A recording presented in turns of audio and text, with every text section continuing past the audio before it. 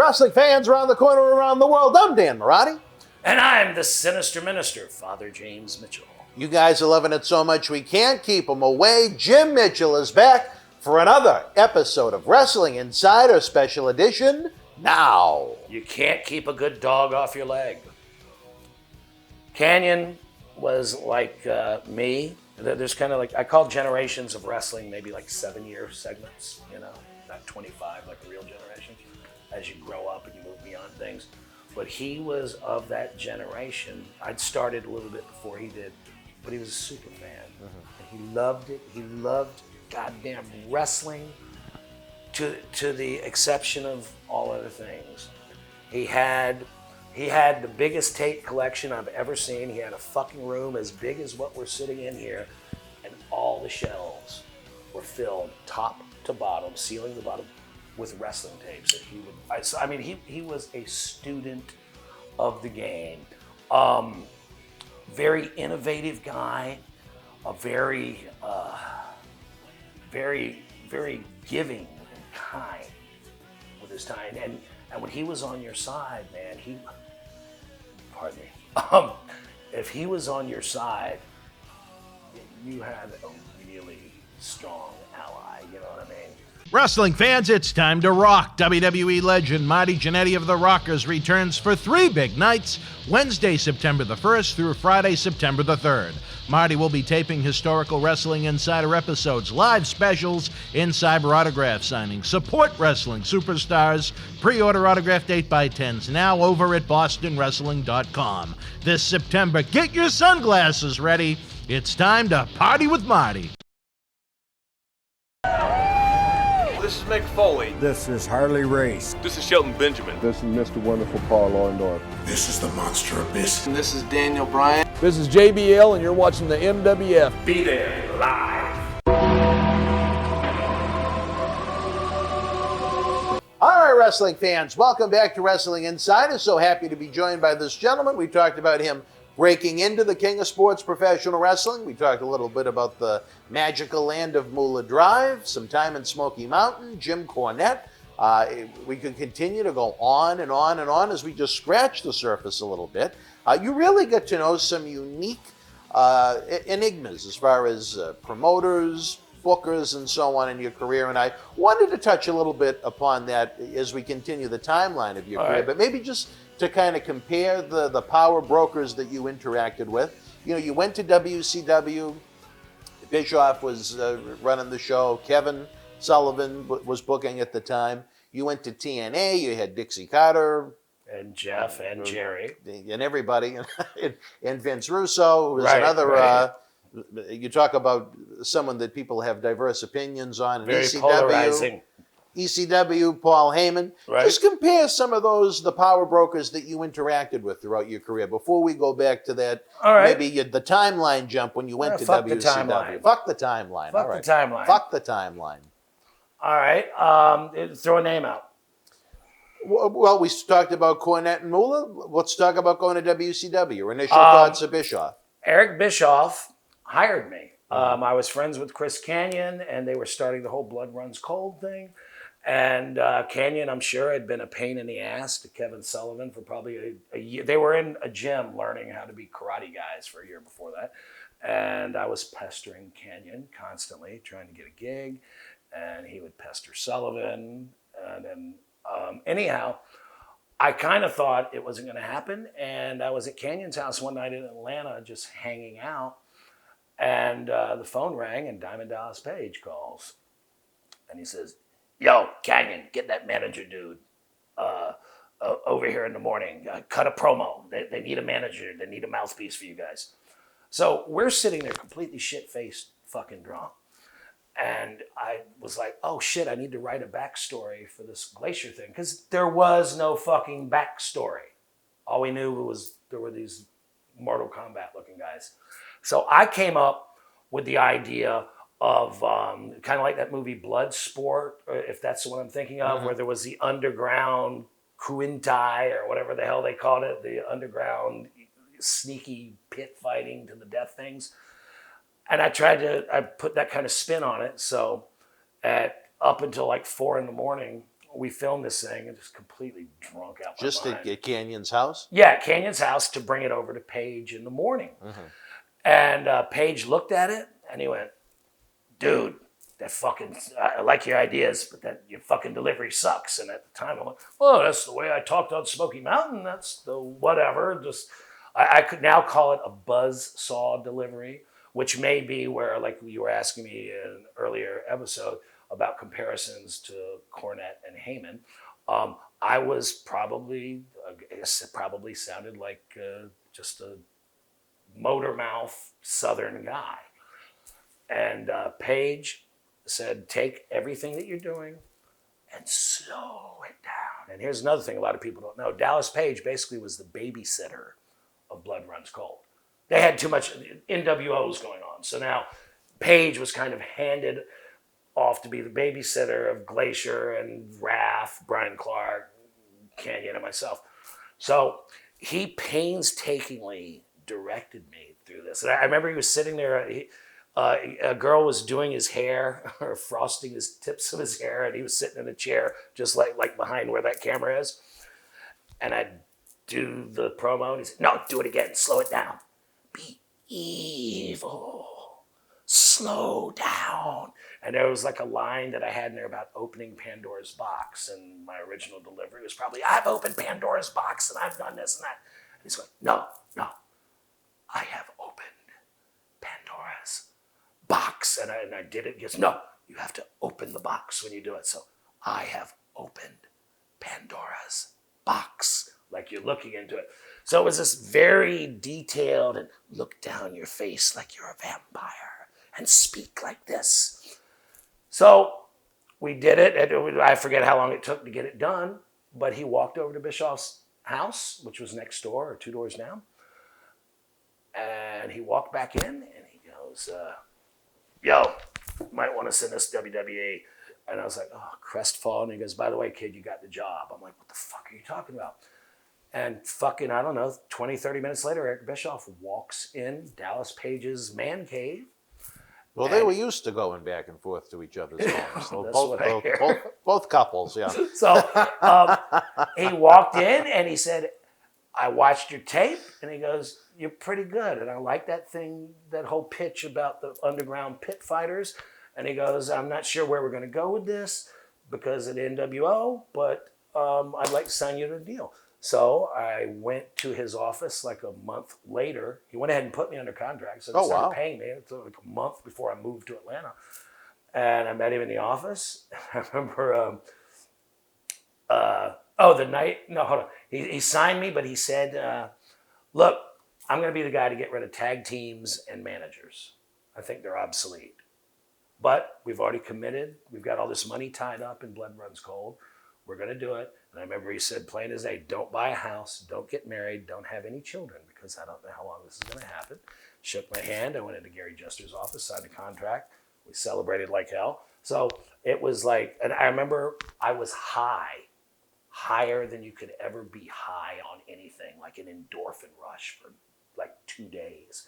It was insane. And I remember when Bischoff hired me, I said, let me go to the bathroom. And I went and I burst into tears for a minute. I had to get my shit back together. But, and then I went to CNN Tower to sign the day before we did the TV, Kevin Sullivan was there. Now, Kevin Sullivan was probably already pissed off that Kanyon was pestering him, because Kanyon had a habit of pestering people about things. And I remember Kevin Sullivan walked up and he goes, okay, you're going to be at TV tomorrow. Or maybe it may have been the day of the TV. I could be wrong. It may have been the next day I went to TV, because I'm going to tell you right now, this comes straight from the top. No voodoo, no black magic, no hocus pocus, no crazy stuff, no Jack Nicholson, and no Van Horn. Now change your name. And I went, okay. So I had changed my name to James Vandenberg, which just popped in my head because it sounded like Van Horn, and that was the name of a cheesy 80s metal band. So Bischoff, my interactions with him were very brief, and Dallas had told me, the trick is stay the fuck out of their way. What you want is the Iron Sheik deal. you want them to forget you're on the payroll and let it roll over, which is exactly what happened after the first year. It rolled over twice. But yeah, he was, I mean, my interactions with Bischoff were brief as far as personally. Now, in terms of what he did for WCW, he did a lot of good. He did some bad. He did some shit that I think was kind of embarrassing. But I think on the whole, what he did to create the Monday Night Wars was fucking brilliant. And I appreciate the hustle. The fact that a guy who was selling video games or a video game project out the back of his trunk to Vern Gagne a few years earlier. I think they were throwing stars yeah, or something like Ninja that. Superstars, whatever it was. And I think I'd also heard a story about him, being one of the guys that sold meat out the back of the truck. Oh, that I've never heard of, yeah. But I appreciated the hustle. I think that he did. I wasn't like in on the early days of the Hogan entrance, I think a lot of that fell flat. Although I wasn't looking at the books. I'm just looking at Hogan's being cheesy because he can't be a certain way on TV. But there's no question that the Monday Night Wars was the best thing to happen to wrestling in my lifetime in terms of the power of it. And had that not happened, I wouldn't have gotten a fucking job. I mean, how many people, old timers, do you hear say, thank God Andre the Giant's on the card or Hulk Hogan's on the card. Now I'm going to make some money. Right. If that shit had not happened, I wouldn't have a fucking job. So no matter what kind of shit Eric Bischoff may fucking say about me fucking 25 years later or whatever, had that not happened, I wouldn't be sitting here with you now. Is he not a fan of yours? Oh, no. He said I'm a fucking piece of shit. And really? Let me give you a quick backstory. I never heard a bad word from Bischoff the whole time I was there. Usually walked in, good job tonight. Maybe three times. The only time he ever said anything bad to me, he said, Mortis and Wrath told me to walk in front of them down the aisle, and he caught me at gorilla position on the way back, and he said, don't ever do that again. You have no idea how much height you take off of them. And I never did it again. Now, being like, as soon as I left WCW and started doing something else, I was embarrassed to watch it. But it's like watching yourself when you have Coke bottle glasses and braces.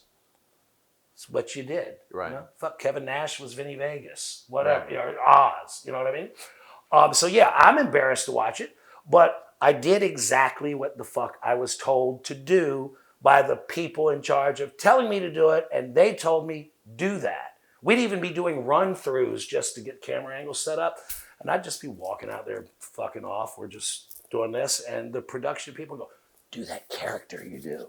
So I do that. Now you hear Eric Bischoff say if somebody's wringing their hands, they're a piece of shit, whatever. And whatever, it's fine.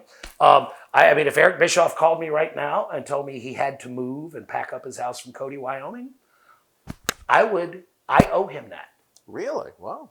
I don't give a fuck what he said about me.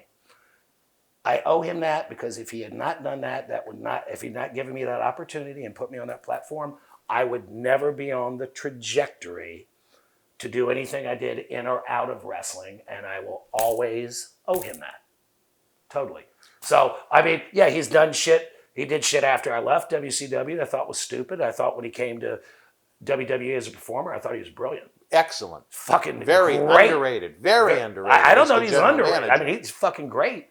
Great at He was being one of the better Eric part Bischoff. of that show for 4 years. Yeah, he was in good. that role. Yeah, he was All right, very good. so another guy. But do you think, back to that for one sec, was it more towards your character or more towards you that he didn't like? I couldn't imagine a personal reason for him to hate me. I mean, I've heard him, like he shits on Jimmy Hart all the time. Oh, And I've he never shits, even well, heard not that. personally, but Yeah. he doesn't like managers. Although it's kind of funny, Eric, that He turned you into one. became a manager without calling yourself a manager, but it's 25 years ago. Who gives a fuck? No, there'd be no reason for him to personally hate me. I didn't get in trouble. I didn't do any shit. I mean, he doesn't like spooky shit.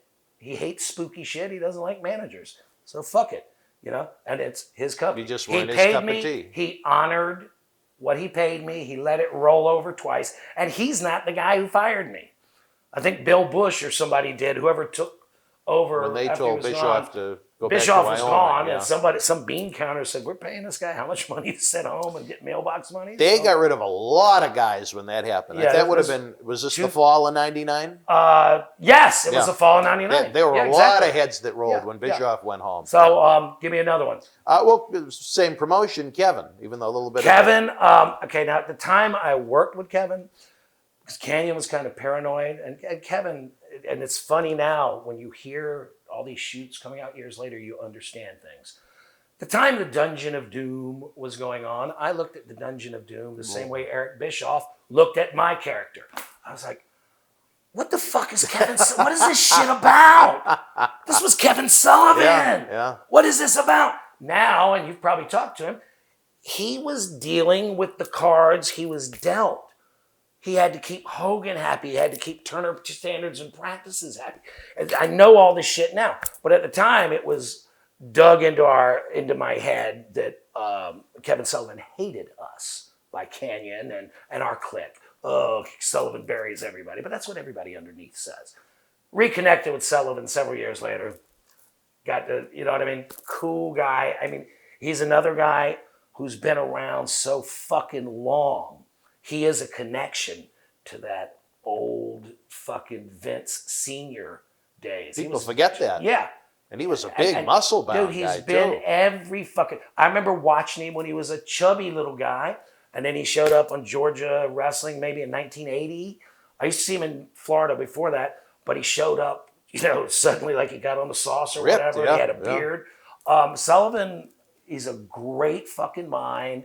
And then it's cool when it's almost like going to a high school reunion. Never had a bad word with Sullivan other than him going, no voodoo or whatever. Didn't really talk to him before that. But he gets it. He gets the business. And he's also at that kind of place of like Buddhist kind of, he's got his Zen or his Chi together. He doesn't get all white. You know, he goes crab fishing. He's got his gym or whatever he's got over there in Pacific Northwest. He doesn't have time for the drama. So it's cool to listen to the wisdom. He's on his little island now up in Washington. He delivered. And he knew how to book heat. He booked heat on heels really, really fucking well. So he was really good at that. That would be the main thing I remember from Kevin Sullivan as a booker. Not maybe so much a power broker in the world of professional wrestling, but a man you were very close with that I don't think maybe gets his just due sometimes is Chris Kanyon, who unfortunately left us several years back. Great friend of yours. Maybe some memories, some thoughts on the talent and the human being. Wow. Kanyon was like me. There's kind of like, I call generations of wrestling maybe like 7-year segments, you know, not 25 like a real generation as you grow up and you move beyond things. But he was of that generation. I'd started a little bit before he did, but he was a super fan. Mm-hmm. And he loved it. He loved goddamn wrestling to the exception of all other things. He had the biggest tape collection I've ever seen. He had a fucking room as big as what we're sitting in here, and all the shelves were filled top to bottom, ceiling to bottom, with wrestling tapes that he would. I mean, he was a student of the game. Very innovative guy, a very, very, very giving and kind with his time. And when he was on your side, man, pardon me, if he was on your side, you had a really strong ally, you know what I mean? And he would take a bullet for you. He really would. Unfortunately, which I started to find out more as in WCW days. I'd known him for probably 5 years before that, but he had like bipolar mental health kind of issues, which at the time I didn't know what they were. Mm-hmm. Why are you acting this way? You know, one day it's Dr. Jekyll and Mr. Hyde kind of stuff. And I think that kind of slowed down what he could have been, because I think he would have been, could have been figured in very strongly as a creative force behind the scenes. He had a lot of unofficial creative input. Mm-hmm. And he was tasked by Bischoff, say, to go hire all the cruiserweights and go be the executive wrestling producer on this movie or whatever, And when you had to get, what's his fucking name, Karl Malone or whatever, or Dennis Rodman or Jay Leno, you went to Kanyon to do it, to train them. I miss him so fucking bad. He was a great talent, and then the thing that's cool is that his legacy lives on because there are so many people that he touched. Because he understood where they were coming from. Mm-hmm. You know what I mean? And they didn't know where to turn or where to get an in. And people would run into Kanyon like marks in a bar, and he would see something in them and go, "Here's my phone number.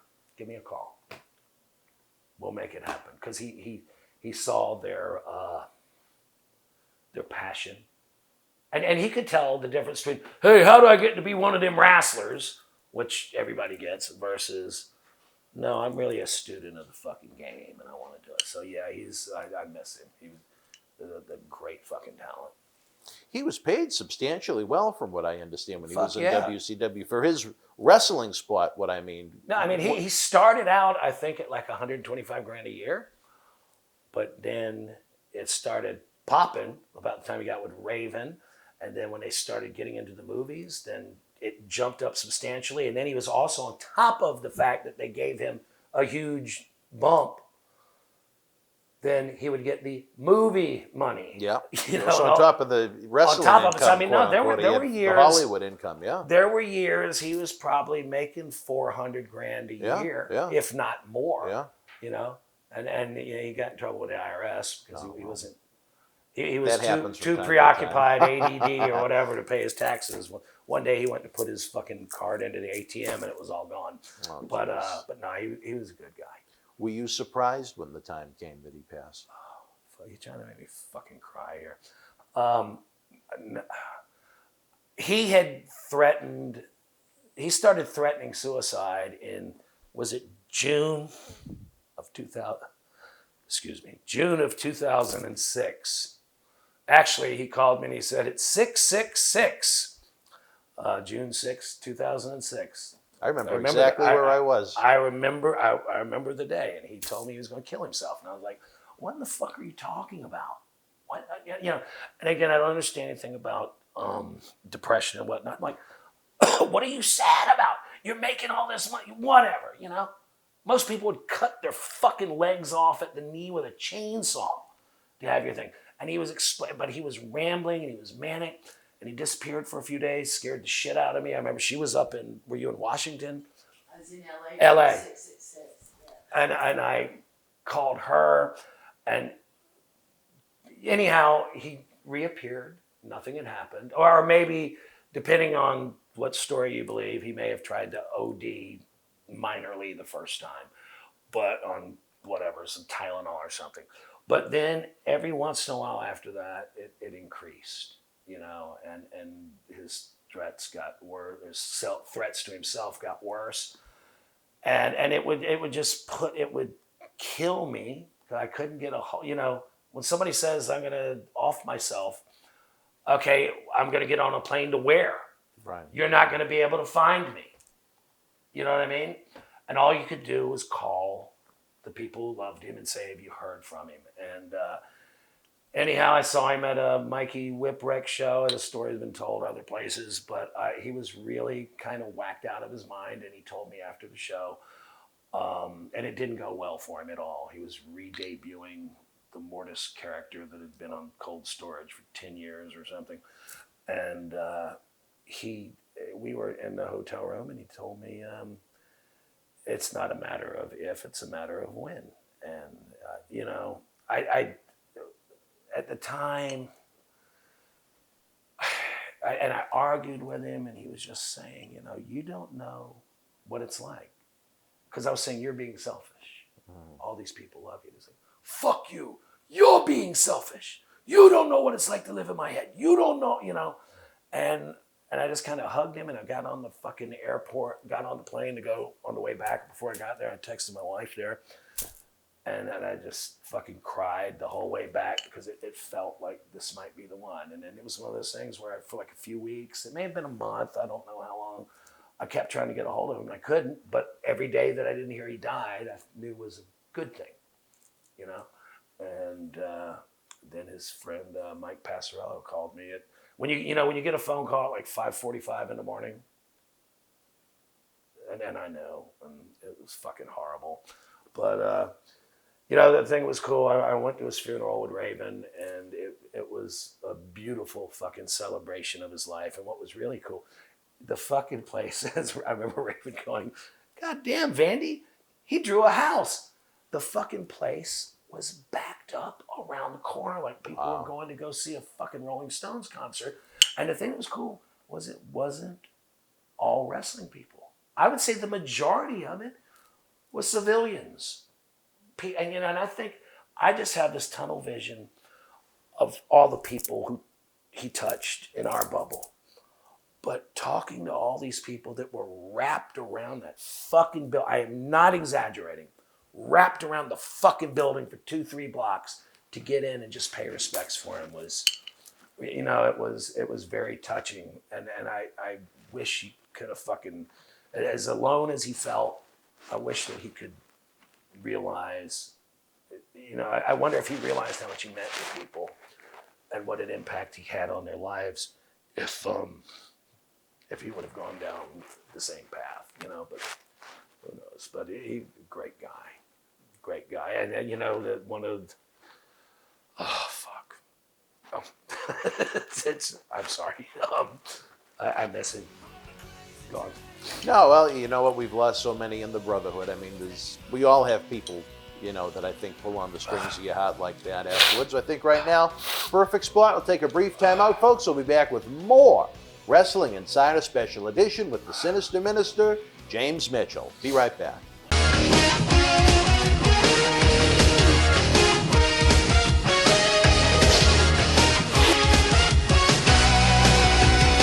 Wrestling fans, welcome back to Wrestling Insider Special Edition. So happy to be out of my usual surroundings at MWF Studios. Not that I don't love it there, but we all need a break now and then as we're on the road for the spring and the summer with some of these Wrestling Insider Special Edition episodes. We're looking at some very important figures in wrestling history, not only to the history of the business, but to you personally, as we've seen here in this episode. But as we begin to wind down this episode, two individuals I don't think we could ignore, one of which would have to be Paul Heyman, ECW. Yeah. What Paul. A character he created, or you created for him in ECW. Paul, the first time I spoke to him, we had booked Barry Horowitz on an indie show in probably 1993 or something. Mm-hmm. And it was before I went to Smoky Mountain Wrestling. And Barry Horowitz gave me a bunch of phone numbers. And in those days, I would, because I was booking, right? I just use this as a reason to needlessly call people, try to, hey, what would it cost to bring you up? And hey, can you look at my tape? Maybe take it somewhere else, that kind of shit. Anyhow, he gave me Paul Heyman's number. And I was at Kanyon's house one night, and Kanyon tape recorded the call, because Kanyon was very much in the learning phase, and he was afraid to call Paul Heyman. So I left him a message, and Paul Heyman called me up, and he said, anybody who stole his name from Jack Nicholson, dresses like me, and talks like Jim Cornette is okay with me. So I talked to him for a year or two, just, I don't know if he's fucking drunk or whatever, just had time to deal with marks, But I got into ECW through Raven, and I mean, we don't have enough time to go into all that. We will another time. But Heyman, I'd shown up for, I don't know, it seems like could be 4 weeks, could be 8 weeks, but Raven had told me, they're not just going to offer you a fucking job. You need to show you're one of the boys, and you got to trans yourself in and all that. And long story short, after about 6 weeks to 2 months or whatever of not talking to Heyman, eventually shook his hand. And on one night, I was like, okay, fuck, I can't afford to keep doing this because my WCW money had finally run out. And he called me back and got me to do a segment with Raven, and it took off from there. But to save time, what I liked about Paul and what I noticed about him was he knew how to do smoke and mirrors. And if you were behind the scenes at ECW and knew what these people were like, particularly, I was there when, even though that was at their height in terms of being on national TV, because they, what was it, TNT Network or something? TNN. TNN Network. The roster had depleted from stars considerably, you know. But what he was able to do was hide the deficiencies and accentuate their strengths, you know, which is probably why a lot of that shit was so promo heavy. And if you go back and look at those old shows, a lot of the shows were, matches were joined in progress. You know what I mean? Yeah. Like, let's leave all this stupid shit that I've told them not to do, but they're going to do anyway to get the crowd pop. He'd just leave that shit out. But he understood production really well, and how to cobble together that mulligan stew of you know, the ECW at the end was like the land of misfit toys, if you remember that reference from the Santa Claus Oh, show. who could forget that? He was able to create the illusion that you had a bunch of stars, and because of that audience, as long as he presented them in the right way, it would be cool. You know, they would get behind it. And when I got there, I didn't understand, you know, everything I thought I'd learned about being a heel manager, when to cheat, the timing, that shit went straight out the window. Because it was just like when I told you, watching Mae Young years earlier, the referees didn't disqualify anybody. You could just run in, throw chairs. Never a count out, never a DQ? Yeah, nothing. Except when Fonzie did the spot as the heel referee by being a babyface referee. But, so I didn't understand any of that. But I grew to learn while I was there what a great fucking motivator he was. And that the first few months, several months I was there, Paul would walk up to me and it'd be time to do a promo, and he'd go, "Devil, here's what you need to do." And he would just reel off some crazy shit off the top of his head. He did it with everybody, and he would leave me alone. And then I would piece that together and branch off with those bullet points that he gave me, sometimes wildly off. But he gave people the freedom to be themselves. And I think my take, I remember discussing this with some of the boys, to motivate people, some people needed to be motivated by money. And the people who really needed to be motivated by money, they'd get that bump in pay. The people who just needed a spot, they got the spot. They might still be making $200 a night, but they got the spot. But he was a great fucking motivator. And people, now I don't know what the fuck went on before I got there. I know what happened when I was there. There's all the talk about all these people who didn't get paid huge sums of money. He paid me really fucking well. I mean, not fucking, he didn't pay me $300,000 a year, but he paid me more money than I made in WCW. Really? Yeah. Wow. And I only had to work 2 days a fucking week. Wow. You know, I'd have to do the house show the night before TV and the TV. That was it. And the money was there every week.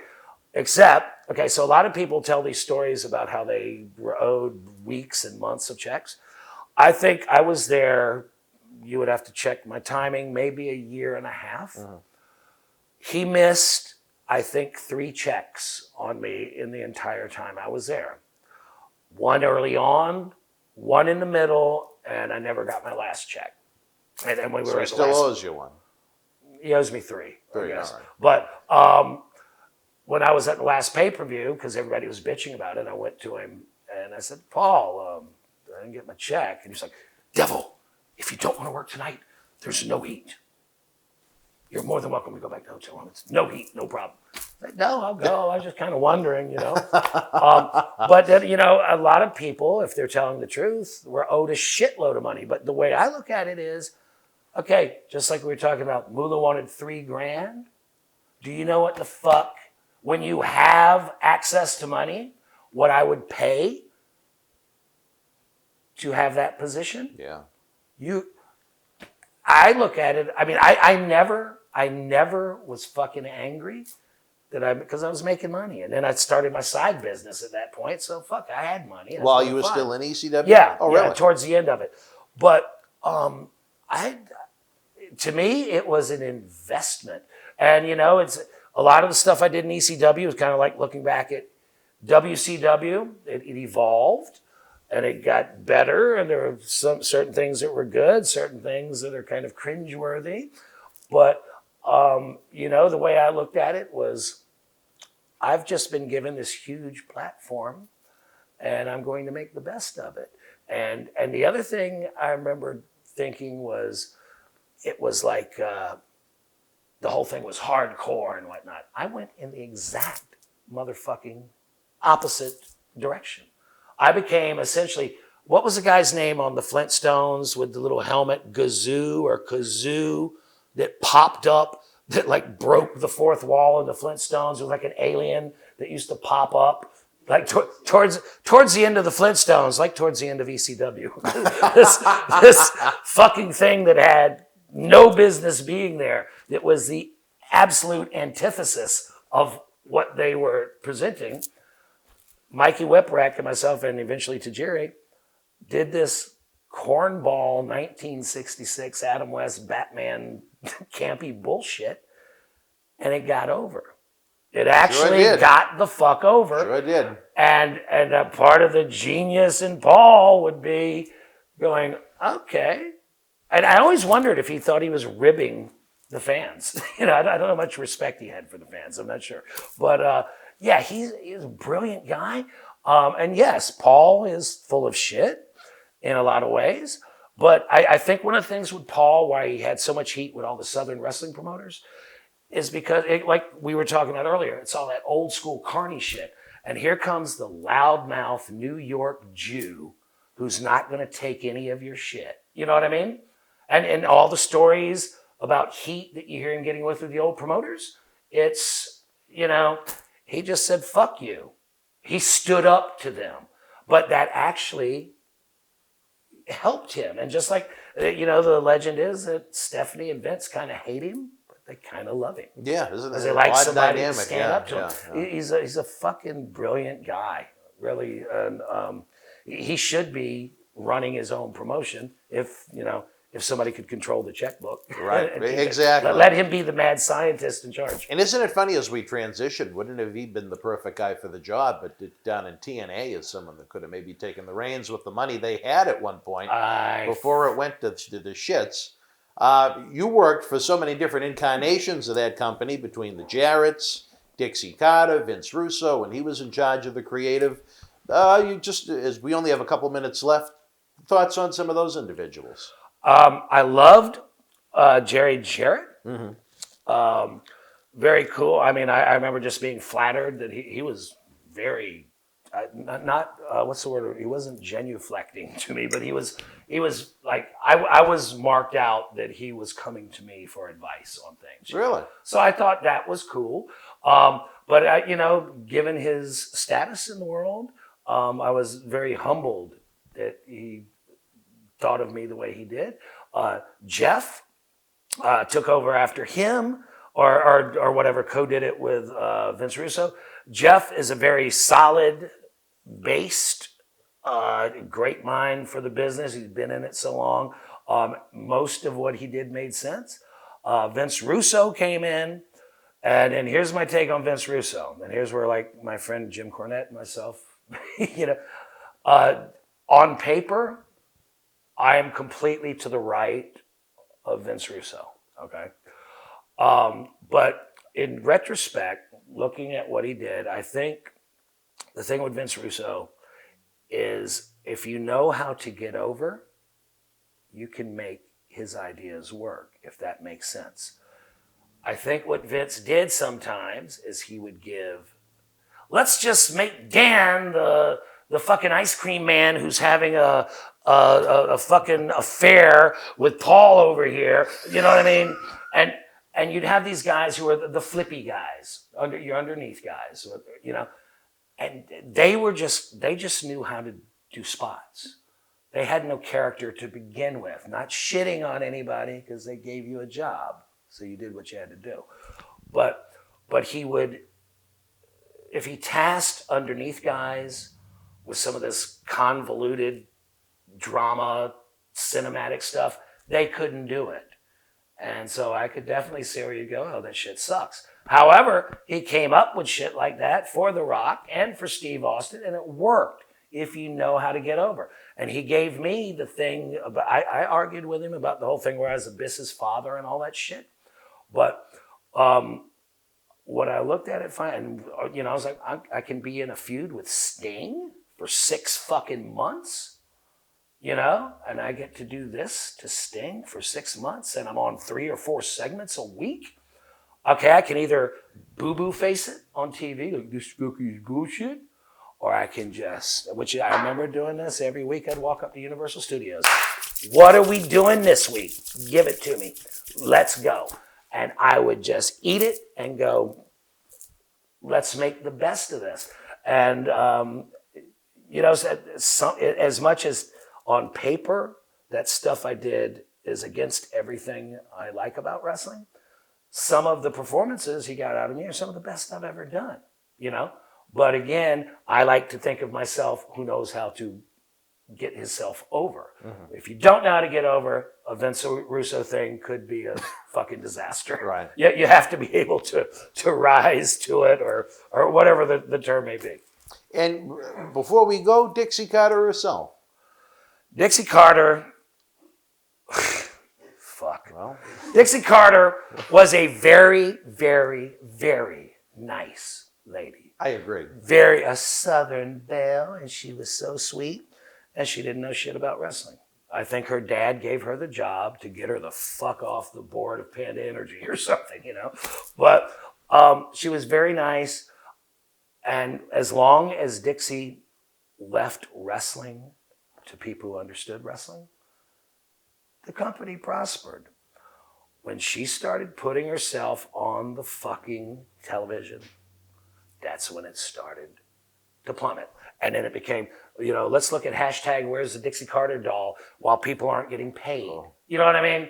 That was her downfall. Yeah. You know, Dixie was great when she'd go out and do the inspirational speech for 40 seconds at the start of the pay-per-view when somebody did the fucking national anthem. But she had no business being an on-air character, and she fell for the old money mark trick. Oh, I want to keep my job. Things are looking a little shady. Let's write you into it. And then you, because you're the focus of the show now instead of the wrestlers, will greenlight everything, which keeps my paycheck coming. That's my take. It's a great on what safety happened. net. Yeah. And I was really fucking pissed off at her for years, because I eventually found out that the reason I got fired from TNA was because she decided that because people booed me, that I must not be good. Get that. That's a quote from Vince Russo. People are booing you and hissing you instead of chanting your name. You must... Even as a villain. Yes, because she didn't understand it. So I was really pissed off at her for a long time. But, you know, it's been years now, so I don't give a fuck. If I saw her, I'd kiss her on the cheek. Big fan of the X Division, from what I was told. Probably. Big fan of the X Division. Probably. All right. Sometimes with even more than one X, but that's a different story for different. Wrestling fans, we're running out of time on this one. For my new friend, the Sinister Minister, James Mitchell, I'm Dan Marati. Hopefully next time we do it, we're going to be up in Boston at the studio. This was great. Look for more great content with this great man on Wrestling Insider Special Edition. Leave your thoughts in the premiere chat box to my right, or if you're not watching during the premiere, in the comment section below. Until we speak again, folks, you and yours, be well, stay healthy. See you in hell.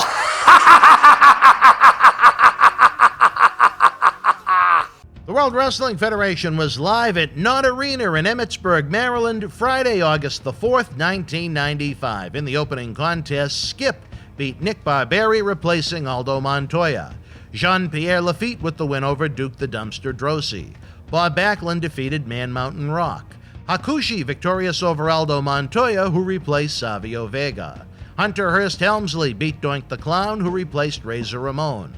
The Smokin' Guns with the win over the Blue Brothers. And in the main event, Savio Vega, replacing Bam Bam Bigelow, defeated King Mabel via disqualification. If you were in Emmitsburg Live, share your memories in the comment section below. Use the links in the description box to keep Wrestling Legends working in our eBay store and on our world-renowned Patreon streaming service so we can bring you more interactive superstar shoot interviews to relive the good old days of professional wrestling. Check it out. Boston wrestling sports in the MWF explodes into a new year with professional wrestling content galore and need you to join our family. Every Tuesday night at 10 p.m. after our Monday Night Raw review, it's Wrestling Insiders at your house with WWE Hall of Famer Mr. USA Tony Atlas. Wednesday nights at 10 p.m. after NXT and AEW, join rotating legends on Wrestling Insiders Special Edition. Every Thursday night at 10 p.m. after our NXT and Dynamite review, it's Marty Jannetty's no-holds-barred sex, drugs, and rock and roll journey on Wrestling Insiders Party with Marty. Friday night after SmackDown, don't miss John Cena Sr.'s Wrestling Insiders Fabulous Fridays. Plus, look for classic clips, history videos, bonus live episodes, pay-per-view watch-alongs, and more. For less than a cup of coffee at Starbucks, get early ad-free access to our Wrestling Insider talk shows, our acclaimed studio shoot interview DVD library, and help keep wrestling legends working during the worst of times